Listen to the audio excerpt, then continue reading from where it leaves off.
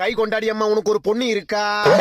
பர்ற வாயு, பண்ணு மூக்கு, சந்து பல்லு, ஒரு வீடு வாசல் பேருக்கு தெரியாது, கிச்சன் பக்கமே போக மாட்டா, சிக்கன் மட்டன் துண்ணுவா, கல்யாணம் பண்ணி வச்சா, கட்டணம் கை தடுத்துட்டு ஓடியாந்துருவா, மேக்கப் இல்லாம வெளியே வர மாட்டா, செல்ஃபி பைத்தியம், போட்டோ எடுக்கணும்னா ஸ்னாப் சாட்ல தான் எடுப்பா.